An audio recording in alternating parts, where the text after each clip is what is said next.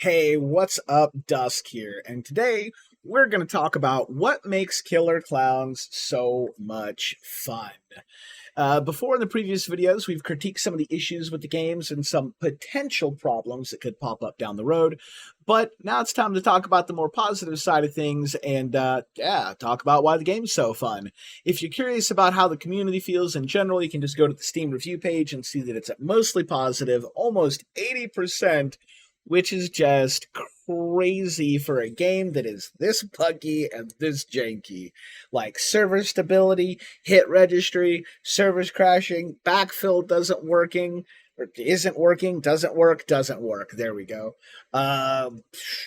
Items that glitch into the train that you can't pick up, people flying off the map. I mean, it's a list. It's a list, right? But despite all that, people are just having a blast with the game. So we're going to break down all the different things that make the game fun so that we can all understand why is this game so gosh darn fun. I think we're going to start off by talking about the pacing. This is an asymmetrical game that has nailed the pacing right out of the gate. Games tend to last for about 10 minutes on average, but often go the full 15 minutes, where they have an ice cream truck escape at the end that often decides if the game is going to be a win for clowns or a win for humans. It is one of the best final escape mechanics I think I've seen in any asymmetrical to date. It's super well done. And I think that is mainly because of the way the game does victory conditions. You've got 7 humans, and you need 4 more kills or 4 more escapes. You know, the 4 or more escapes for the humans to win and the 4 or more kills for the clowns to win. But each escape is capped at 3.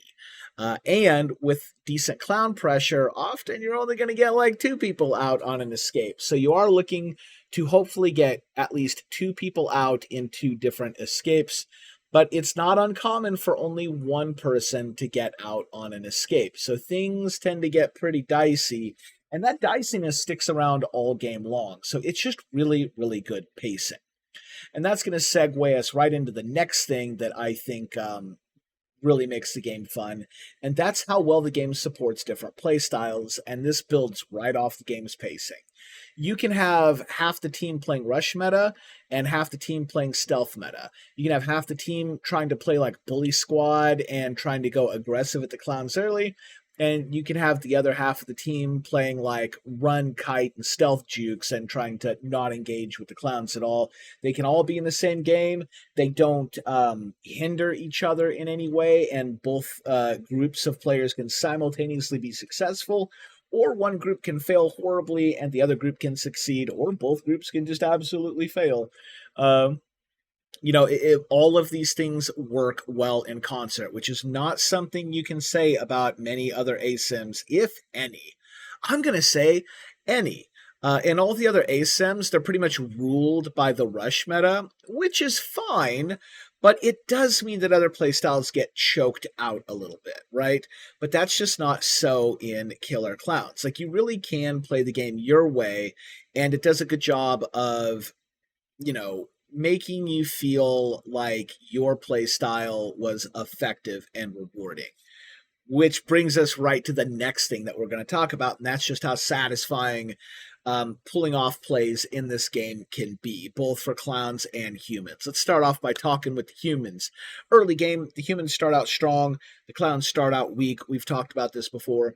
So, your aggressive bully squad human players are definitely going to win the day early game just regardless.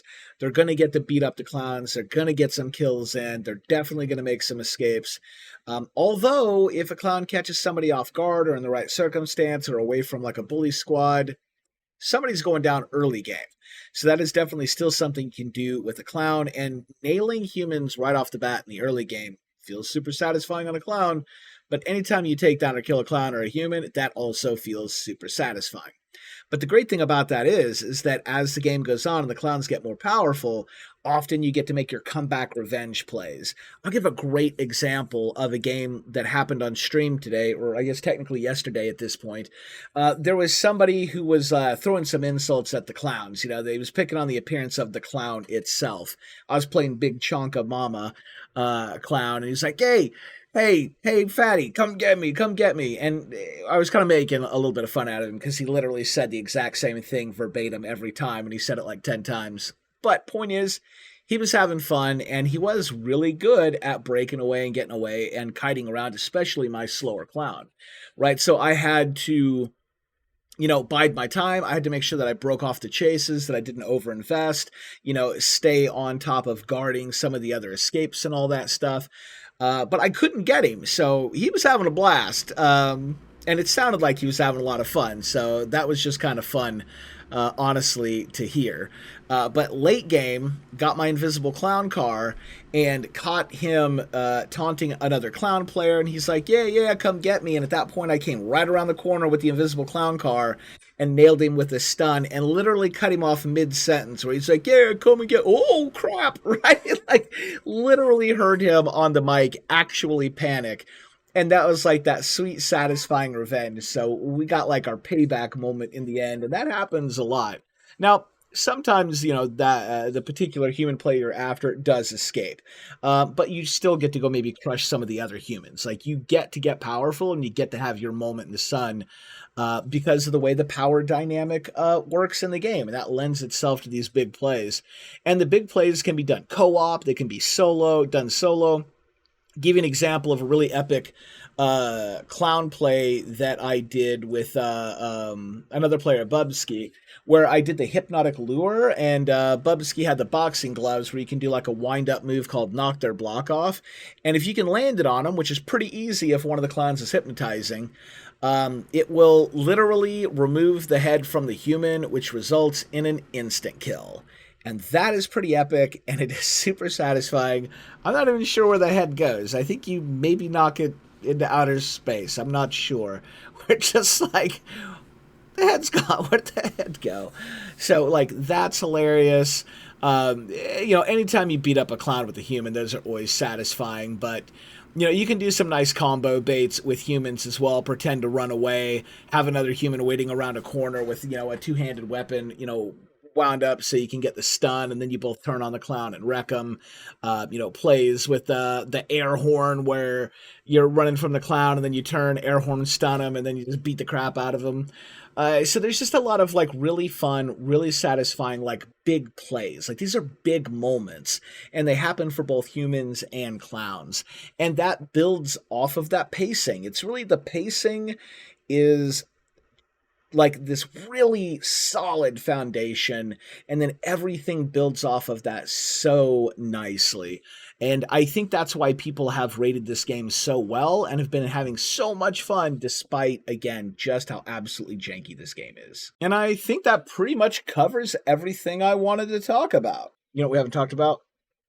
The minigames. The minigames are a really interesting facet that other ASIMs haven't done yet. Once you die, you can hang around and play minigames to help feed items back into the game, to give your teammates, to help them escape too. Because items do start to dwindle throughout the course of the game and can be destroyed, as far as I can tell, and this might not be intended, but when people get killed via clownality or cotton candy cocoon, their items seemingly disappear with them. So there is a lot of ways for clowns to remove items from the game, aside from them just being used up. So the minigames are pretty important, and it gives you a reason to stick around, gives you something to do. That said, most of the minigames kind of suck, and after, playing for a little over a week, I can say I'm pretty sick of the minigames. And part of that's because they obstruct the majority of the screen. So you can't really watch the action. You can't see any of this cool stuff going on. That's super annoying. And also, Sequencer is not any fun at all. And the balloon pop, in my opinion, is not very fun. I like the Whack-A-Clown. I think that one's pretty good. And I like the ball shoot. I think that one's pretty good. I don't know if that's true for everybody, though. Although I feel like everybody hates Sequencer because it sucks. I'm kind of curious, which games do you all like, and which one is your least favorite? Or I should say, what's your most favorite and what's your least favorite? Now, if you're a developer and you happen to be watching, I'm going to give you one suggestion. Instead of having the minigame take up like half the screen here, which is super aggravating, why don't you try pushing it over on the side panel? Now, I realize this is a major rework of the minigames, and this isn't something you can do anytime soon. but I think it would be better if the mini games were a side panel, and if you added some like more interesting, fun games like the Plink. I know it is Plinko from Price is Right, but where you drop a disc through the pegs, that's really fun to watch. Something that is maybe akin to what is it, Marbles on Stream, obviously like a 2D version of that. Things like that are just fun and entertaining. I know I enjoy them. I know I love Plinko. It's one of my it's like my favorite Price is Right game. But anyway, yeah, that's pretty much all I wanted to talk about. We're going to wrap it up there. Again, let me know what you think about the mini games, or if you have something about the game that you think is fun that I haven't covered here. Anyway, thanks for watching, and I hope we'll see you in the next one.